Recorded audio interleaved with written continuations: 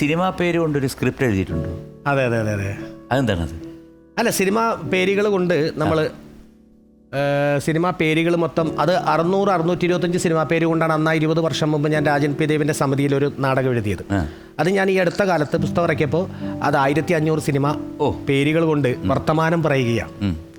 ആ സിനിമാ പേരുകൾ സാധാരണ അന്ന് നമ്പർ 20 മദ്രാസ് മെയിൽ വെച്ച് ആദ്യമായി സ്ഫടികം പോലെ പവിത്രമായ നിന്റെ മുഖം കണ്ട സന്ദർഭത്തിൽ അതുവരെ മനസ്സിൽ ആഞ്ഞു വീശിയിരുന്ന കുടണയും കാറ്റ് ഒരു കനൽക്കാറ്റ് പോലെ പിൻവാങ്ങി. പക്ഷേ ഇന്നൊരു കുടക്കീഴിൽ മഴ പെയ്യുന്നു, മദ്ദളം കൊട്ടുന്നു എന്നൊക്കെ പറയുന്ന ഒന്ന് കുറച്ച് പറയുന്നു കേൾക്കട്ടെ.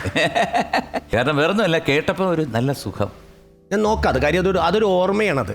ഓടയിൽ നിന്ന് ഇനിയെങ്കിലും ഈ നാടുണരുമെന്ന പ്രതീക്ഷയുടെ കഥയിലേക്ക് ഹൃദയം സാദരം സ്വാഗതം. ഈ കഥ ഒരു നുണക്കഥയല്ല, ഒരു പൈങ്കിളി കഥയല്ല, ഒരു സങ്കീർത്തനം പോലെ, ഒരു മാടപ്രാവിൻ്റെ കഥ പോലെ ഈ കഥ ഇവിടെ തുടങ്ങുന്നു. ഒരു സിന്ദൂരപ്പൊട്ടിൻ്റെ ഓർമ്മ കൈലവംകൂട് ദേശത്ത് 6 തമ്പുരാനെ കാണാൻ അറിയത്തുള്ള പ്രേമസല്ലാപത്തിൽ ആരോരും അറിയാതെ കൊച്ചുതമ്പുരാട്ടി കിട്ടിയ സമ്മാനമാണ് കിളിക്കാൻ പറ്റിയ രാധി എന്ന പെൺകുട്ടി. അവളെ ഒരു നോക്ക് കാണാൻ വേണ്ടി പാടലിപുത്രത്തിലെ കുലപതിയെ പോലെ, വടക്കംവീരഗാഥയിലെ നായകനെ പോലെ, അറബിക്കഥയിലെ രാജകുമാരനെ പോലെ കണ്ടം വെച്ച കൂട്ടുമിട്ട് അറബിയിൽ നിന്ന് കോട്ടപ്പുറത്തെ കൂട്ടുകുടുംബത്തിലെത്തുന്നു നമ്മുടെ കഥാനായകൻ. അവൻ അനന്തപത്മനാഭൻ. നമ്പർ 1 സ്നേഹതീരത്തെ നമ്പർ 20 മദ്രാസ് മെയിൽ വന്നിരിക്കുന്നു.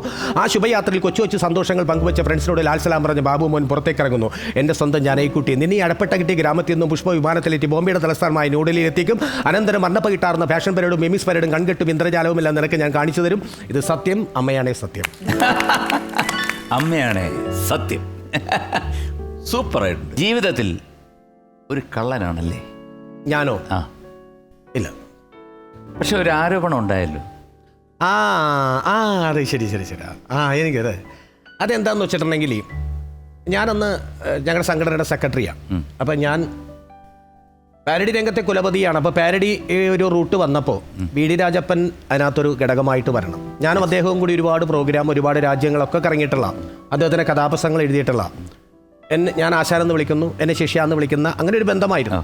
പ്രായത്തിൻ്റെ ഒരു ഇത് വന്നപ്പോൾ അദ്ദേഹം കിടപ്പിലായി. അപ്പോൾ അദ്ദേഹത്തെ ആ രംഗത്തേക്കൊന്ന് കൊണ്ടുവരാൻ പറ്റാത്തൊരു സാഹചര്യം വന്നപ്പോൾ വീട്ടിൽ ചെന്നൊരു വീഡിയോ ചെയ്യണം.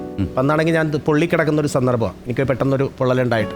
പക്ഷെ അത് മറച്ചു വെച്ചിട്ട് ഞാൻ ക്യാമറമാനെ കൊണ്ട് അവരുടെ വീട്ടിൽ ചെല്ലുകയും മക്കളോട് സംസാരിക്കുകയും, അവശ നിലയിൽ കിടക്കുന്ന ഒരു അച്ഛനെ പുറത്ത് കാണിക്കാൻ ആരും ഇഷ്ടപ്പെടില്ല. പക്ഷെങ്കിലും അദ്ദേഹത്തിനെ ഒന്ന് പുറലോകം അറിയണമെന്ന് കൊണ്ട് നമ്മളവിടെ ചെന്നു.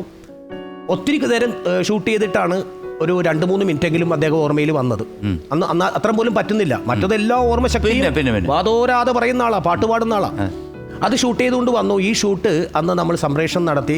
അത് സുരേഷ് ഏട്ടൻ കണ്ടു, സുരേഷ് ഗോപി കണ്ടു കഴിഞ്ഞ് ഞങ്ങളുടെ പ്രോഗ്രാമിൽ പങ്കെടുക്കാൻ വന്നപ്പോൾ അദ്ദേഹം ഈ ഒരു കലാകാരനോടുള്ള ബഹുമാനോ ആരാധനയും ഒക്കെ കൊണ്ട് 1 ലക്ഷം രൂപ ഞാൻ വി ഡി രാജപ്പന് തരുന്നു എന്ന് പ്രഖ്യാപിച്ചു. അതും ടെലികാസ്റ്റ് കഴിഞ്ഞു. അത് അവരുടെ വീട്ടുകാർ കണ്ടു. ചേച്ചി അപ്പോൾ അറിയാലോ, സ്വാഭാവികമായിട്ട് നമുക്ക് കിട്ടേണ്ടത് നമ്മളെ വിളിക്കും.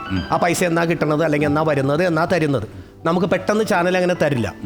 ചാനൽ നമ്മുടെ കയ്യിൽ ചാനലിലാണ്. അന്നൊരു ചാനലിന് വേണ്ടിയിട്ടാണ് ആ പ്രോഗ്രാം ചെയ്തത്. ചാനലിലൂടെയാണ് അത് ടെലികാസ്റ്റ് ചെയ്തത്. ഇത് സുരേഷ് ഗോപിയുടെ ഫണ്ടിൽ നിന്നാണോ അതോ സുരേഷ് ഗോപിക്ക് കൊടുക്കുന്ന പ്രതിഫലത്തിൽ ചാനല് അദ്ദേഹത്തിന് കൊടുക്കുന്ന പ്രതിഫലം ഇങ്ങോട്ട് കൊടുക്കാം. ഈ കലാകാരനെ ഞാൻ കൊടുത്തിരിക്കുന്നു എന്ന് പറഞ്ഞു. അപ്പം ഞങ്ങൾ കൊണ്ടേ കൊടുക്കണമല്ലോ. അത് 1 ലക്ഷമാണെങ്കിൽ തിരിച്ച് എൻ്റെ കയ്യിലേക്ക് ചാനൽ തരുമ്പോൾ അതിൻ്റെ TDS കട്ട് ചെയ്തിട്ട് അല്ലാതെ കറക്റ്റ് 1 ലക്ഷം രൂപ പിന്നെ എനിക്ക് തരില്ല. അപ്പം അതിൽ 10,000 രൂപ മാറ്റിയിട്ട് ബാക്കി 90,000 രൂപ എഴുതി തന്നു. ഈ ചെക്കും കൊണ്ട് ഞാനവിടെ പോയി. പക്ഷെ അതിൽ പറഞ്ഞത് 1 ലക്ഷമല്ലേ, അതെങ്ങനെ 90 ആയി? അപ്പം 10 സാഹചര്യമായിരിക്കും. സത്യത്തിൽ അതാണ് കഥ. പക്ഷെ അതിനുവേണ്ടി കുറെ ആൾക്കാർ ഇങ്ങനെ കമന്റ് ഇട്ടു, അയാൾ എടുത്തതായിരിക്കും, അയാൾ മോഷ്ടിച്ചതായിരിക്കും.